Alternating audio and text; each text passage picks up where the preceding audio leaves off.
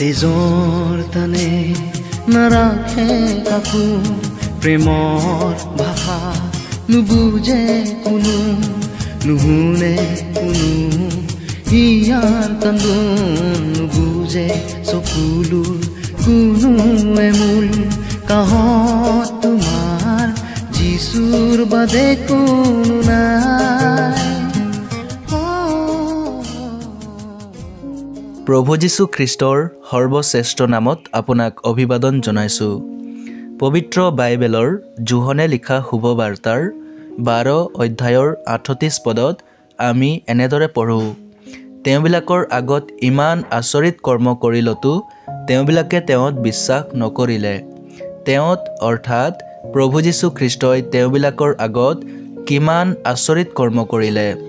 পানীক দ্ৰাক্ষাৰসলৈ পৰিৱৰ্তন কৰিলে, ৰোগীক সুস্থ কৰিলে, কুষ্ঠৰোগীক সুস্থ কৰিলে, 5,000 মানুহক 2টা পিঠা আৰু 5টা মাছেৰে ভোজন কৰালে, সাগৰৰ পানীৰ ওপৰত খোজ কাঢ়িলে, জন্মৰে পৰা অন্ধক চকুৰ দৃষ্টি দান কৰিলে, মৃত লাজাৰক জীৱিত কৰিলে। তেওঁ নিজৰ ঈশ্বৰত্বৰ প্ৰমাণ দিলে, তথাপিও মানুহে তেওঁত বিশ্বাস নকৰিলে।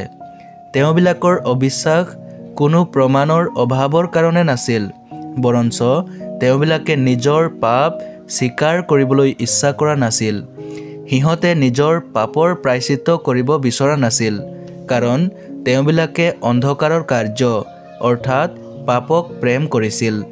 আজি যি প্ৰভু যীশু খ্ৰীষ্টৰ জন্ম, কাৰ্য, মৃত্যু আৰু পুনৰুত্থানৰ সকলো প্ৰমাণ আছে, তথাপিও মানুহে তেওঁত বিশ্বাস কৰিব নিবিচাৰে।